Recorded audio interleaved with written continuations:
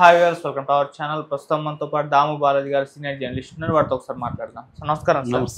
Sir Vallabhaneni వంశీని మొన్న jail నుంచి కోర్టుకు తీసుకెళ్తుండగా ఆయనకు సంబంధించిన వీడియోలు ఇప్పుడు వైరల్ అవుతున్నాయి సార్. అంటే అసలు వల్లభనేని వంశీనా ఇంత గుర్తుపట్టలేనంతగా మారిపోయారు, అసలు ఏమైంది వంశీకి అని చెప్పేసి సోషల్ మీడియాలో చర్చించుకుంటున్నారు సార్. అయితే ఈ నేపథ్యంలో ఆయనకి ఏదో జబ్బు ఉందని చెప్పేసి కూడా ఒక వార్త వైరల్ అవుతుంది సార్.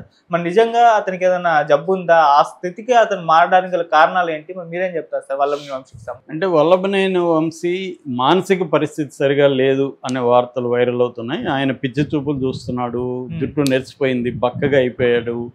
అసలు ఇతను వల్లభనేని వంశీ వల్లభనేని వంశీ అంటే ఒక చార్మింగ్ పర్సనాలిటీ, చాలా కాన్ఫిడెంట్గా ఉండేవాడు. అలాంటి వ్యక్తి సడన్గా ఏజ్ అయిపోయిన వ్యక్తిలాగా ముసలోళ్ళలాగా ఉన్నాడు, బక్కగా అయిపోయాడు. సో ఇతను మానసికంగా కూడా బ్యాలెన్స్గా లేడు, గుర్తుపట్టట్లేదు. స్కిజోప్రేనియా లాంటి జబ్బు ఏదో ఉంది ఇతనికి అని, అంటే తనని ఎవరో చంపుతారేమో అని, లేకపోతే ఎవరో పిలుస్తున్నట్టు వినిపిస్తుంది సౌండ్స్ అని, ఇలాగంతా అయిపోయాడని ఒక వార్త వైరల్ చేస్తున్నారు తెలుగుదేశం వాళ్ళు. దీనికి వైసీపీ వాళ్ళు కూడా ఏమి సమాధానం ఇవ్వట్లేదు, సైలెంట్గానే ఉన్నారు. వల్లభనేని వంశీని మొన్న జైలుకి తీసుకొచ్చినప్పుడు కూడా అలాగే ఉన్నాడు. కోర్టు నుంచి జైలు నుంచి తీసుకొచ్చాడు అప్పుడు. ఎందుకంటే ఆయనకి ఎస్సీ ఎస్టీ కోర్టు లేటెస్ట్గా ఏప్రిల్ 8 వరకు ఎక్స్టెండ్ చేసింది. కాబట్టి ఆయన ఇంకా జైల్లో ఉండాల్సిన పరిస్థితి ఉంది. అయితే మామూలుగా ఎందుకు అలా కనిపిస్తున్నాడంటే, జనరల్గా జైలుకి వెళ్తే ఒక ప్రమాదం ఏంటంటే, చాలామంది నేను చాలాసార్లు చెప్పాను, జైల్లో ఇప్పుడు బయట మన లైఫ్ స్టైల్ ఒకటి ఉంటుంది. మన బట్టలు కానీ, మనం మేకప్లు, ఇవాళ అందరూ మేకప్లు వేసుకుంటారు. మగవాళ్ళైనా ఆడవాళ్ళైనా మేకప్లు వేసుకోవడం, బ్యూటీ పార్లర్కి వెళ్ళడం, ఒక బయట ఒక ఇదిగా కనిపిస్తారు. హెయిర్ కలర్ వేసుకుంటారు, ఫేషియల్ చేసుకుంటారు, ఇంకా ఏవో యాంటీ ఏజింగ్ క్రీములు లేకపోతే ఏవో చేస్తారు. ఈ మధ్య డబ్బున్న వాళ్ళు అయితే ప్లాస్టిక్ సర్జరీలు చేసుకోవడం, హెయిర్ మొలవకుండా కంప్లీట్గా చూసుకోవడం, ఇవన్నీ చేస్తున్నారు. అట్లాగే జుట్టు ఎక్కడైనా కొద్దిగా గ్యాప్ వస్తే అక్కడ ప్లాంటేషన్ చేసుకోవడం, దాన్ని మెయింటైన్ చేసుకోవడం, ఇవన్నీ చేస్తారు. ఇలాంటి వాళ్ళు జైలుకి వెళ్ళారు. ఫస్ట్ అక్కడ రంగు వేయడం కుదరదు, నీకు మేకప్ సామాన్లు ఏమి ఉండవు, దానివల్ల నీ నిజస్వరూపం ఏందో అక్కడ బయటకు వచ్చేస్తుంది. సో కవిత కూడా మనకు అలాగే కనబడేది. ఆమెకు జుట్టు నెరిసిపోయి చాలా వీక్గా కనబడేది జైలుకి వెళ్ళి కోర్టుకు పెట్టేటప్పుడు.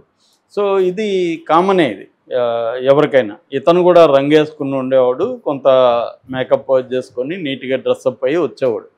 కానీ ఇప్పుడు ఏమైంది, అవన్నీ ఆడ సాధ్యం కాదు కదా. కాబట్టి బయటకు వచ్చినప్పుడు అదే కనబడుతుంది. రెండోది ఏంటంటే, అతనికి ఆరోగ్యం ఆల్రెడీ ఇబ్బందుల్లో ఉన్నాడు. అతనికి వెన్నెముక ప్రాబ్లం ఉంది, అతనికి కింద పడుకోలేని పరిస్థితి. బెడ్ డీమని కూడా కోర్టు కూడా జైలు అధికారులను ఆదేశించింది.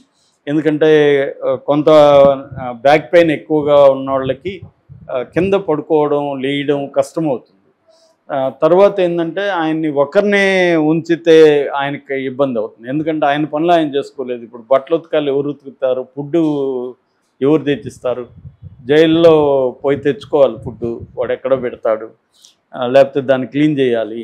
ఆయనకి ఇట్లాంటి అనేక పనులకి హెల్ప్ కావాల్సి వస్తుంది. స్నానం చేయాలి, సబ్బులు బయట నుంచి తెచ్చుకోవాలి, ఏవో రకరకాల ఇవి కావాల్సి వస్తుంది. మామూలుగా ఏంటంటే, డబ్బులు ఉన్నప్పుడు అక్కడ పేద ఖైదీల్ని అసిస్టెంట్లుగా పెట్టుకుంటారు. నేను 8 నెలలకు ఉన్నప్పుడు నాకు కూడా ఒక అసిస్టెంట్ ఉండేవాడు, నేను డబ్బులు ఇచ్చేవాడిని అతనికి, నాగరాజు అని. సో వీళ్ళు మనకి ఫుడ్ తెచ్చిస్తారు, ఇంకేమన్నా కావాలని తెచ్చిస్తారు, మన బట్టలు ఉతికిస్తారు, ఇవన్నీ ఉంటుంది. వాళ్ళకి మనం శాలరీ ఇస్తాం. జైల్లో ఇది అలౌడ్ అనమాట. అంటే ఇదంతా రూల్ ప్రకారమా అంటే రూల్ ప్రకారం కాదు, కానీ ఇవన్నీ జరుగుతుంటాయి జైల్లో.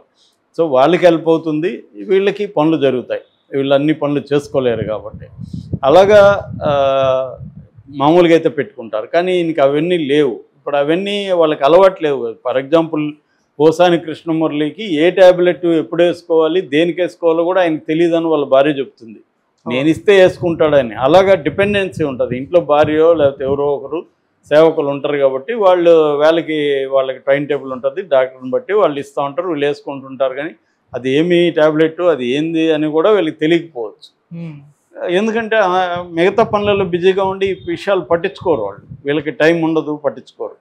అలాంటి వాళ్ళు జైలుకి వెళ్ళినప్పుడు ఇలాంటి రకరకాల జైల్లో మనం ఊహించని అనేక ప్రాబ్లమ్స్ అక్కడికి పోయినాక కానీ తెలియదు మనకు బయట. అందుకనే జైలుకి పోయిన వాళ్ళని మొత్తం అడిగి దానికి రెడీగా అయిపోవాలి రాజకీయ నాయకులు ముందుగానే. ముఖ్యంగా ఇట్లాంటి వాగేవాళ్ళు ఇప్పుడు తెలుగుదేశం వాళ్ళు, జనసేన వాళ్ళు కూడా నేర్చుకోవాలి. మనం రేపు మనమైనా జైలుకి వెళ్తాము మళ్ళీ వస్తే జగన్ వస్తే, అందుకని ప్రిపేర్ అయ్యి ఉండాలి. కానీ ఇప్పుడు ఎవరు అవుతారు, ఎవరు అవ్వరు కదా. నేను జైలుకి వెళ్ళాలేమో అని ప్రిపేర్ కార్టూన్లు వేస్తుంటారు. మొన్న కూడా ఒక కార్టూన్ చూసా, రాజుగారు వేశారు. అదేంటంటే మా ఆయన కింద పడుకొని, ఇద్దరు ఆడవాళ్ళు మాట్లాడుకుంటారు, ఆయనేమో రాజకీయ నాయకుడు కింద పడుకొని ఉంటాడు. ఇప్పటి నుంచి ఆయన ప్రాక్టీస్ చేస్తున్నాడు, రేపు జైలుకి వెళ్తే కింద పడుకోవాలి కదా అని వాళ్ళ భార్య ఫ్రెండ్కి చెప్తుంటుంది. సో అది జోక్గా అయితే ఓకే, కానీ ఎవరు సీరియస్గా అలా ప్రిపేర్ కారు కదా జైలుకి వెళ్ళాలని.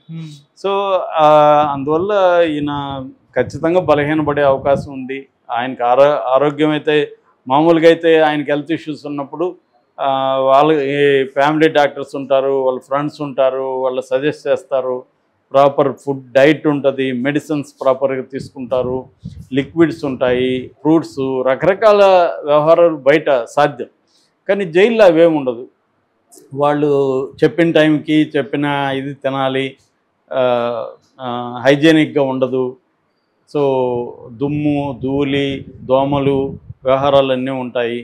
ప్లస్ మెడికల్ ఫెసిలిటీస్ ఏమి ఉండవు. డిస్ట్రిక్ట్ జైళ్ళల్లో మెడికల్ ఫెసిలిటీస్ ఉండవు. ఈయన ఉన్నది డిస్ట్రిక్ట్ జైలే వంశీ. అందువల్ల ఖచ్చితంగా అతనికి ప్రాబ్లం ఉంటుంది. రెండవది, మానసికంగా నువ్వు స్ట్రాంగ్గా లేకపోతే జైల్లో భరించడం కష్టం. ప్రతిరోజు నరకంగా ఫీల్ అవ్వాలి. నువ్వు మానసికంగా స్ట్రాంగ్గా ఉండాలి. మనకి చంద్రబాబు కానీ జగన్ కానీ వీళ్ళు మానసికంగా స్ట్రాంగ్. అందుకని వాళ్ళు రెడీగా జైలు అంటే ఓకే అనుకొని వెళ్తారు. చంద్రబాబు 75 ఏళ్లలో జైల్లో 53 రోజులు ఉన్నా ఆయన ఎక్కడ మానసిక స్థైర్యాన్ని కోల్పోలేదు. ఎందుకంటే ఆయన అవన్నీ ప్రిపేర్ అయి ఉన్నాడు మెంటల్గా. రెండోది, ఆయన లైఫ్ స్టైల్ కూడా సింపుల్ లైఫ్ స్టైలు, ఒక డిసిప్లైన్, ఫుడ్డు ఎంత టెంపరేచర్లో ఫుడ్ వేడి చేసి తినాలి, ఎంత తినాలి, అవన్నీ కూడా ఆయనకి క్లారిటీ ఉంది. తర్వాత యోగా చేస్తాడు కాబట్టి ఆయన అక్కడ ఇమడగలిగాడు. రెండోది, ఆయనకి బయట నుంచి ఫుడ్, కోర్టు నుంచి కూడా అనేక వసతులు ఆయనకి దొరికాయి. ఇప్పుడు అందరికీ ఇవ్వరు. కోర్టులు కూడా వివిఐపీలకు ఇచ్చినట్టుగా మామూలు రాజకీయ నాయకులకి వసతులు ఇవ్వరు.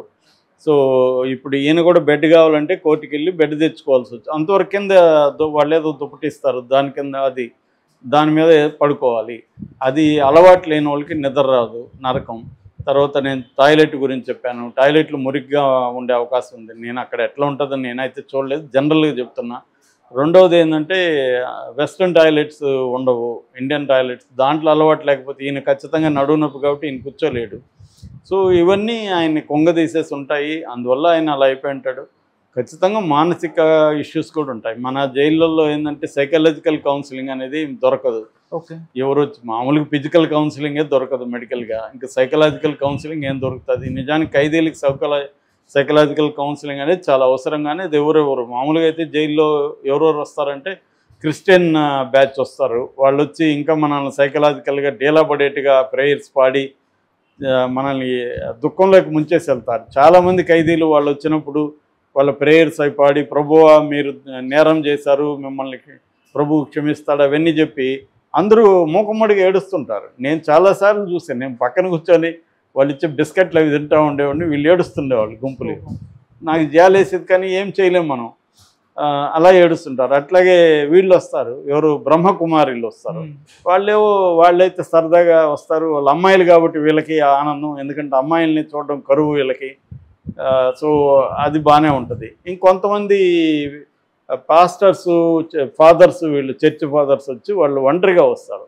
వాళ్ళు మెడిసిన్స్, ఏదైనా అరటిపళ్ళు, పుట్ట అవి బాగానే ఉంటాయి.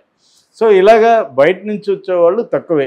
లేదా ఎవరైనా రాజకీయ నాయకులు వాళ్ళ బర్త్డేలు ఇంకోటి జరిగినప్పుడు వాళ్ళకి పళ్ళు అవి ఇవ్వడం జరుగుతుంది. లేదా జడ్జెస్ కూడా విజిట్ చేస్తారు. జడ్జెస్ విజిట్ చేస్తే ముందే వీళ్ళకి చెప్పేసి ఉంటారు, జడ్జి దగ్గర మీరేమీ నెగిటివ్గా మాట్లాడొద్దని ముందే అందరికీ వెళ్ళిపోతాయి. అందువల్ల వాళ్ళు జడ్జిలు అడిగినప్పుడు బాగానే ఉన్నాయంటారు, వాళ్ళు కూడా మొక్కుబడిగా చేసుకొని వెళ్ళిపోతుంటారు. కాబట్టి జనరల్ ఇది. ఇంకా ములాఖత్తులు వారానికి 2 సార్లు ఉంటుంది. వాళ్ళు చెప్పిన టైము ఇది చేయాలి.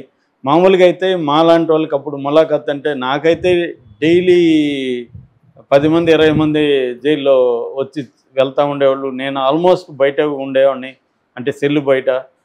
ఎవరో ఒక ఫ్రెండ్ కూర్చొని ఉండేవాడు నాతో, మాకు బాగా టైం పాస్ అయ్యేది. పుస్తకాలు చదువుకునేవాళ్ళం, చర్చించేవాళ్ళం, అవన్నీ ఉండేది. కానీ మామూలు పరిస్థితులు అవన్నీ ఉండవు. ములాఖతులు వారానికి 2 సార్లు ఉంటాయి, టైమింగ్ ఆ టైం ఫాలో కావాలి, ఇవన్నీ ఉంటాయి.